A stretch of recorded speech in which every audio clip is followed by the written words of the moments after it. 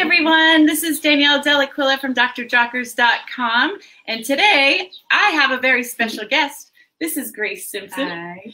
Grace is, I have several relationships with Grace at this point. I've known you for what, about 3 years now, I think? Yeah, maybe a little 4. bit. Yeah.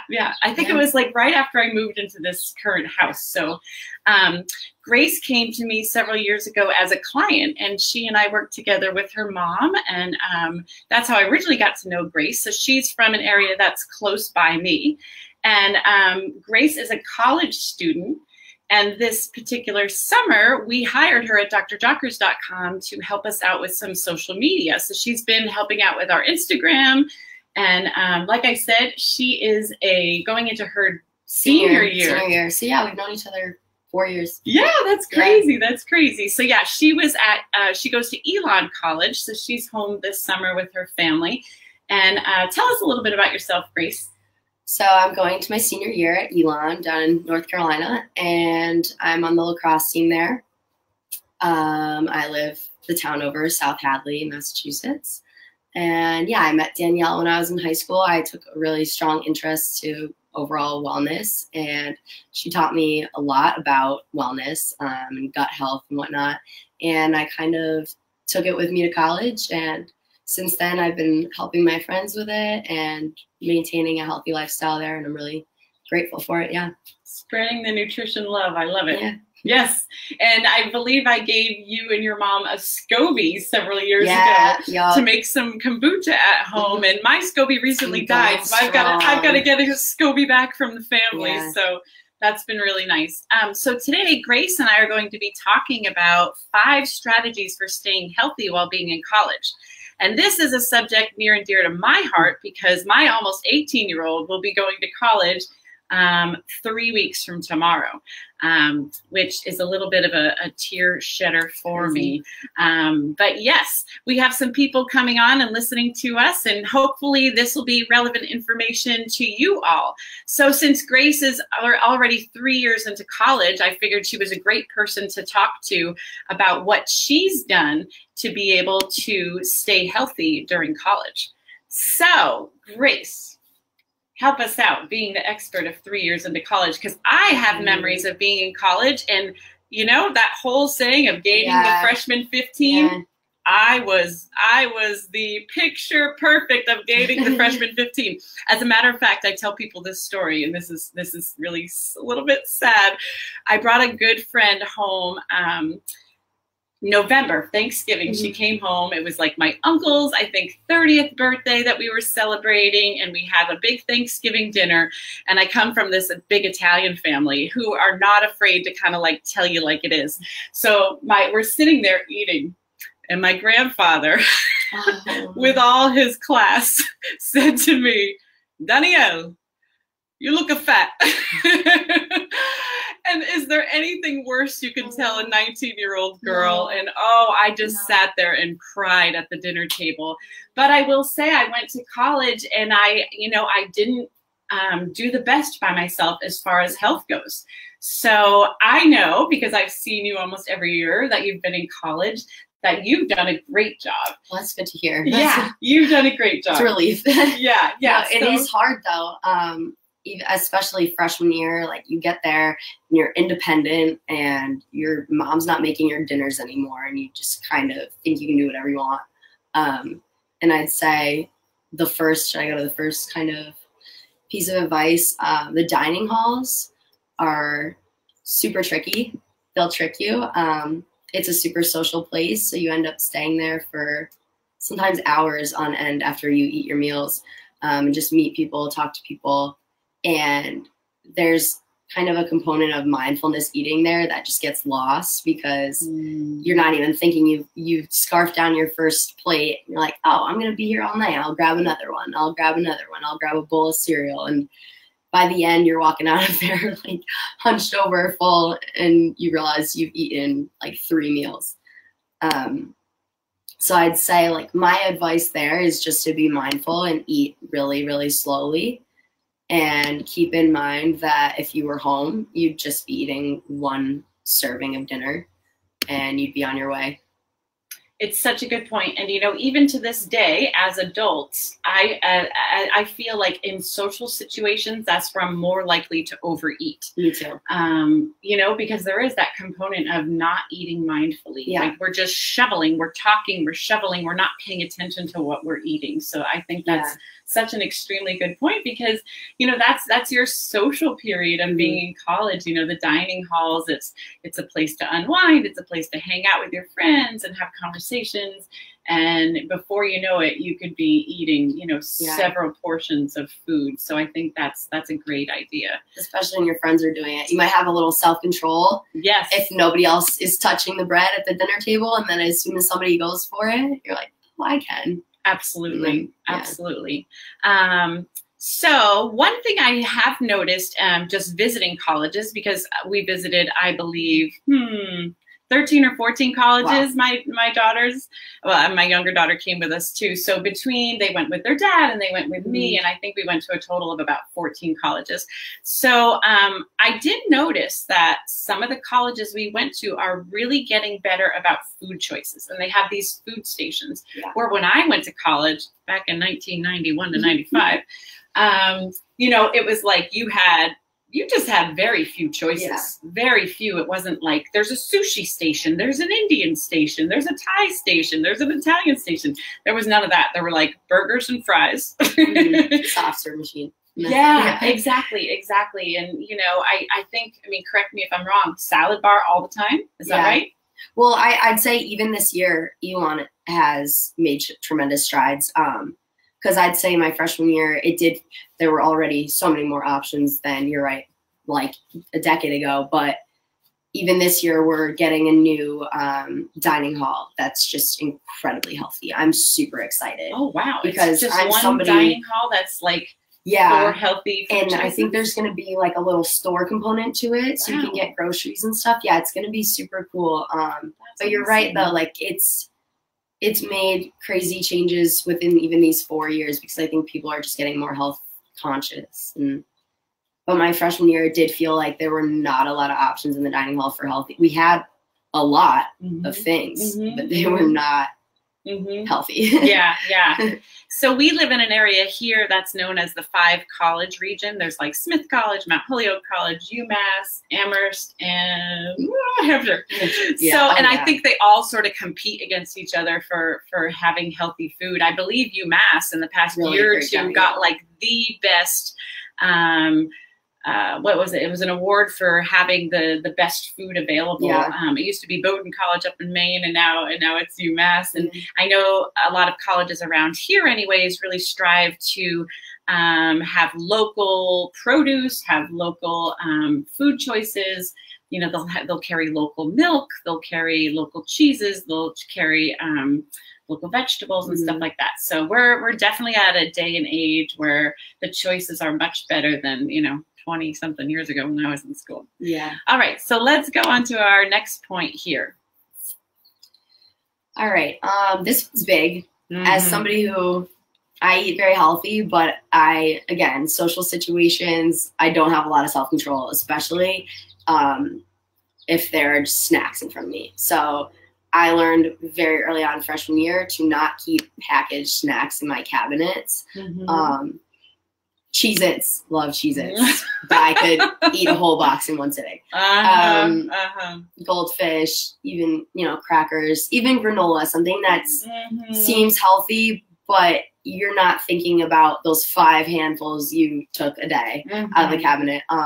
So just being mindful of what you keep in your cabinet and portion control and knowing yourself. And if you don't think that you can leave it alone, then just don't buy it. Absolutely. You know, if a food comes in a package, the idea is you probably don't want to have it in your cabinet for the most part, right? There are some healthier sort of paleo, ketogenic friendly snacks that they have these days. I don't know how accessible they are to college students. So for the most inexpensive too. Yeah, good point. But like we were talking about before we started this broadcast, is bringing home some healthy snacks from the dining halls, you know, bringing home some fruits, bringing home, you know, maybe a small salad that you can stick in your refrigerator and maybe eat later. And I really like the idea of, you know, going to a grocery store and having some healthier snacks on hand in your dorm room so that, you know, you're not going to go to a vending machine, or you're not going to, you know, go to the nearest convenience store and buy these sort of junk food type snacks that, you know, right now they have like potato chips that are done with avocado oil or coconut oil, where this might cure your, or popcorns, or this might cure your sort of like snacky cravings, you know, the salt, the crunch that, you know, let's face it, a lot of college students do like to, and adults like to have these types of treats. So being careful, I think it's a really good idea. Like, just do not have in your room what you wouldn't want to eat. Getting jars of olives are a great thing to snack on. You don't have to stick them in the refrigerator. They have great monounsaturated fats. They help keep you feel satiated. So I think those things, you could keep some avocados in your room. I always like to put some pink Himalayan salt on them. So those are just some ideas to try to avoid the Cheez-Its, avoid the, you know, whatever it is, your go-to sort of junk food snack. Yep, I like that idea.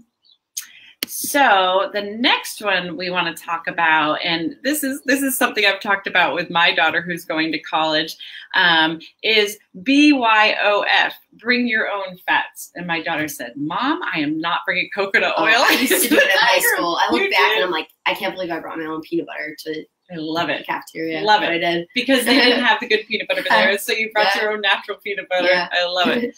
So, you know, nothing wrong with keeping small containers of, you know, keep a larger one in your dorm room and bring a small one of your own dressing. So let's face it, the oils that are better for us are not cheap. So most likely your college dining room is not going, or dining hall is not going to be carrying extra virgin olive oil. You know, and maybe they can, maybe they would. Believe me, I plan on becoming an active part of having conversations with the dining hall. That's how I found out about the new place. You did? Yeah. At your school? Yeah, I emailed her a list, for that little new store that we might get. I was like, you know, in case you want to stock up on anything, like, here are some suggestions of things I like. I think it's such a great idea because I think I want to hear what you want to eat. Exactly, exactly. Like we sit back and we sometimes we'll just complain and we'll just take it. But I think that if we take a stance and you know, make the connection, I think that a lot of these people would be willing to listen to us.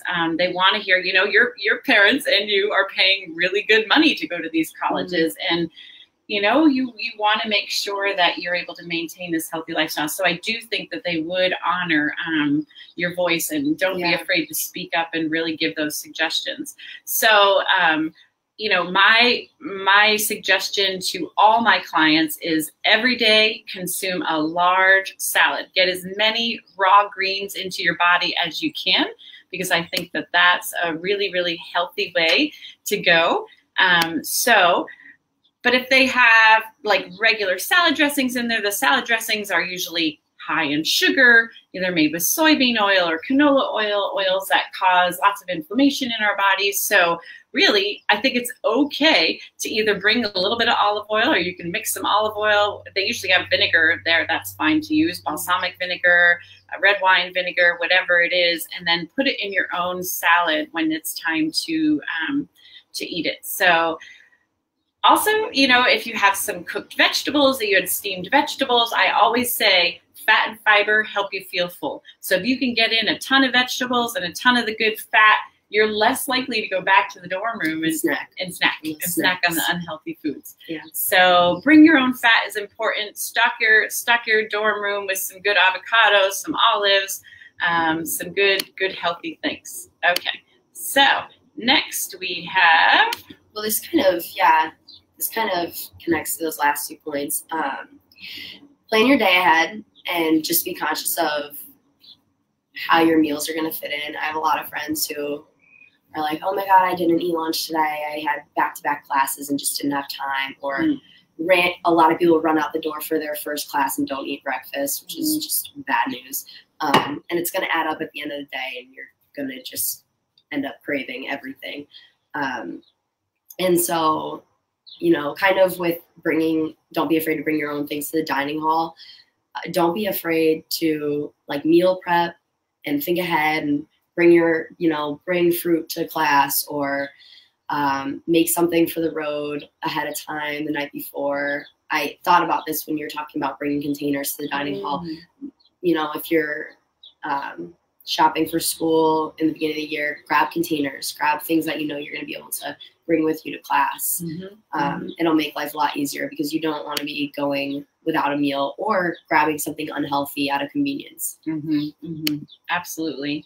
Yeah, planning, you know, speaking of planning your day ahead, you know, many times one of, you know, the components that we haven't even talked about yet is exercise. So planning your day, pretty much every morning I wake up and I think, how am I going to get physical activity into my life today?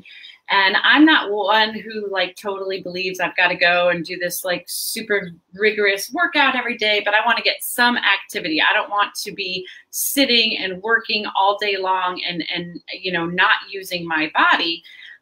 So I think like, okay, I'm going to take a break at noon and I'm going to go out for a hike. Or tonight will be the night I go to yoga class, or I'm going to take a walk around the neighborhood, or I'm going to convince one of my girls to go out walking with me, or I'm going to take a fat bike ride on the beach, or, you know, whatever it is. But I think with eating as well as exercise, it's important to plan your day ahead of time, to be mindful. To make it a priority. Make it a priority.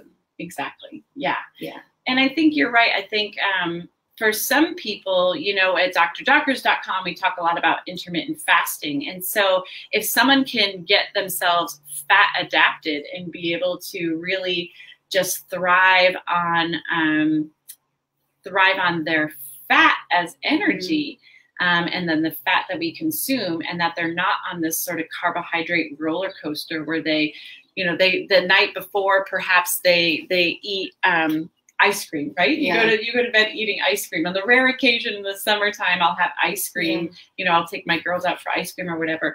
I notice when I do that, I wake up hungry. Otherwise, I'm not hungry until 12, 1 o'clock.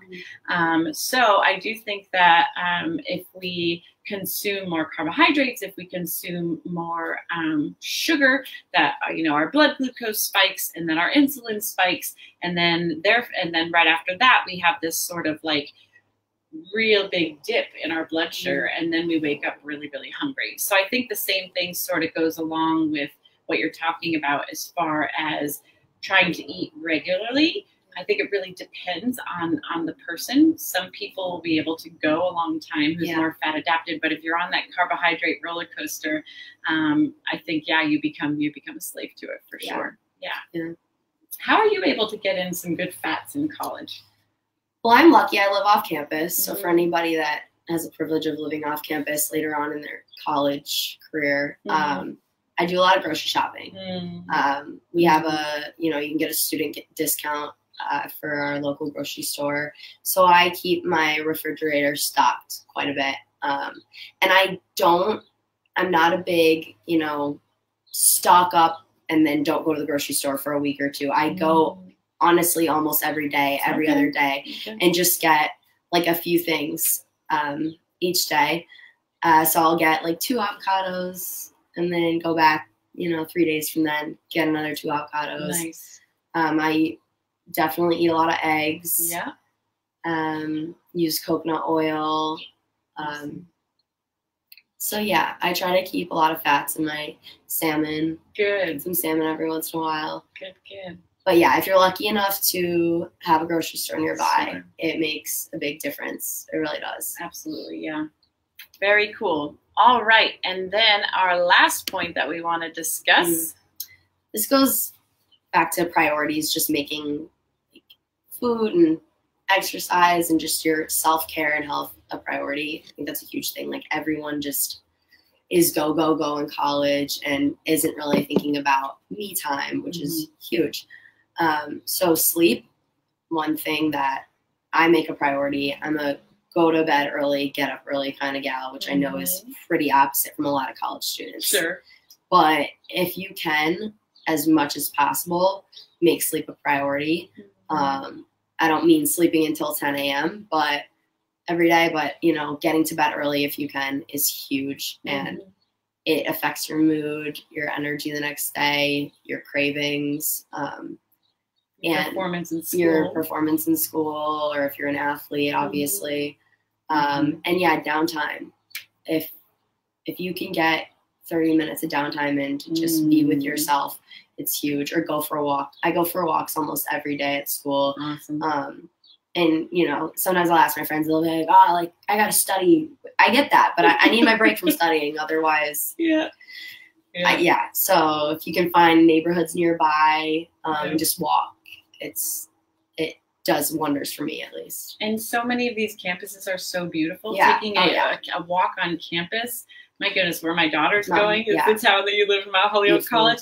Campus is gorgeous. And there's all these walking trails, and it is quite beautiful to get outdoors and, you know, have a little bit of that downtime like you're talking about. It could be such a social scene. I can remember in college, I would be the girl who would leave the social area to go exercise. And all my friends are like, really? You're going to the gym? You're gonna leave watching? My friends and I had this thing, we used to watch the Golden Girls at like 4 o'clock. Right, all my college friends? We used to watch the Golden Girls at 4 o'clock. So after Golden Girls, I'd be like, nope, I'm not watching the next TV show. I'm going to the gym. I'll see y'all at dinner. So again, making it a priority, and self-care is so important between the sleep, you know, get that whole